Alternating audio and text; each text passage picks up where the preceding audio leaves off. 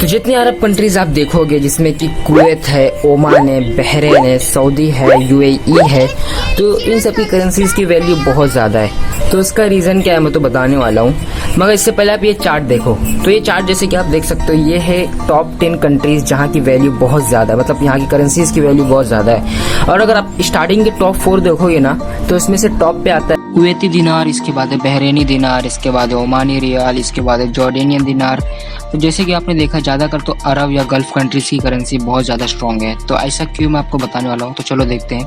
पर उससे पहले मैं आपको कुछ दिखाना चाहता हूँ। तो जैसे कि मैंने पहले वीडियो में बोला था कि जो मेरा वॉच टाइम है वो 4000 आवर्स का, इसको कंप्लीट करना है। तो जैसे कि आप देख सकते हो, आप लोगों ने इस वीडियो के अंदर कितना ज़्यादा मेरे को वॉच टाइम दे चुका पहले वाले वीडियो के अंदर। तो इससे और वॉच टाइम दो जिससे कि मेरा 4000 आवर्स का वॉच टाइम कंप्लीट हो। तो चलो तो most of the gulf countries जिसमें कुवैत है, ओमान है, बहरीन है, यूएई है और कतर है, वो आज से कुछ 60 साल पहले मतलब 1959 में अपनी कंट्रीज में इंडियन रुपी का यूज करते थे एज देयर नेशनल करेंसी। जी हाँ, गल्फ कंट्रीज में भी इंडियन रुपी यूज होता था। तो ये कंट्रीज कुछ साल बाद गल्फ रुपी को रिप्लेस करके खुद की न्यू करेंसी क्रिएट किए और इसको यूएस डॉलर से पेग्ड किए। पेग ये क्या होता है? तो पेग्ड एक्सचेंज रेट, जिसको फिक्स्ड एक्सचेंज रेट भी कहते हैं, जिसमें किसी एक कंट्री की करेंसी की वैल्यू फिक्स्ड होती है किसी दूसरी कंट्री की करेंसी के साथ या फिर ग्रुप ऑफ करेंसीज के साथ। तो उसको और अच्छे से समझने के लिए एक एग्जांपल लेते हैं।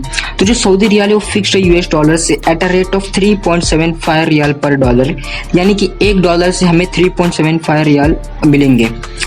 तो ये जो रेट वो फिक्स्ड है और आप इसी से हल्का फुल्का समझ सकते हो फिक्स्ड एक्सचेंज रेट एक्चुअली में होता क्या है। तो जब गल्फ कंट्रीज ने अपनी जो गल्फ रुपीज को रिप्लेस किया तो उन्होंने अपनी जो न्यू करेंसी लाई, जिसमें कुवैत ने लाया अपना कुवैती दिनार और इसको इनिशियली पेग्ड किया बहुत सारी डिफरेंट कंट्री की करेंसीज के साथ।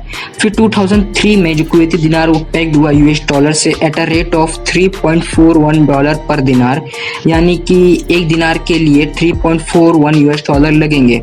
और सेम टू सेम ऐसे ही ओमान, कतर, यूएई और तो जॉर्डन ने भी किया। उन्होंने भी अपनी करेंसी जो है वो फिक्स्ड की, यानी कि पेग्ड की यूएस डॉलर से, वो भी कुछ कुछ अपने रेट से। तो जैसे कि आप ये रेट्स देख सकते हो जो उन्होंने रखे यूएस डॉलर से फिक्स्ड करके रखे।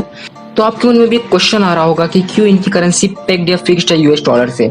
तो इसका आंसर मैं आपको बता दूं कि इन गल्फ कंट्रीज को बहुत से बेनिफिट मिलते हैं। कैसे? तो ये जो गल्फ कंट्रीज हैं वो अपने ट्रेड के लिए, मीन ऑयल के ट्रेड के लिए यूएस डॉलर यूज करते हैं। यूएस डॉलर क्यों यूज करते हैं? तो अगर आपको हल्का फुल्का भी पेट्रो डॉलर के बारे में मालूम होगा तो आप समझ सकते हो क्यों ये gulf countries US dollar use करते हैं। और जैसे कि डॉलर फिक्स्ड है इनकी करेंसीज के साथ, जिसकी वजह से जो इनकी करेंसी वो फ्लक्चुएट नहीं करती और स्टेबल रहती है, जिसकी वजह से इनके बायर को आसानी होती है उनसे ऑयल एक्सपोर्ट कराने में और इनकी कंट्री में बहुत ज्यादा फॉरेन इन्वेस्टमेंट होता है। तो क्यों ना हर कंट्री फिक्स्ड एक्सचेंज रेट को अडॉप्ट करे और इतना बेनिफिट पाए।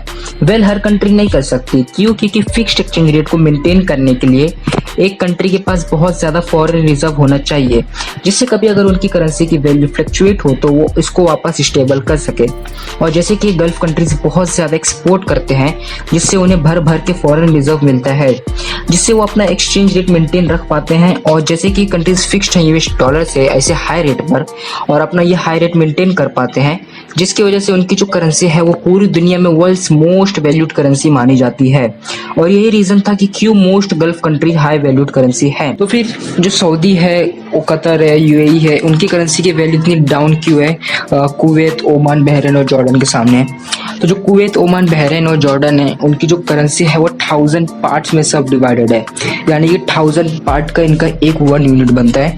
और जो सऊदी, यूएई है और कतर है उनका 100 पार्ट का एक यूनिट बनता है। तो आप इसे से समझ सकते हो कि क्यों जो सऊदी, कतर, यूएई है वो इतना डाउन है।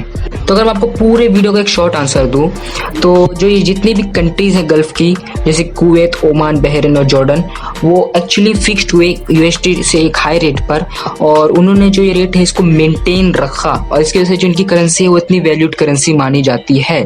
तो बस यही था पूरे वीडियो का एक पॉइंट।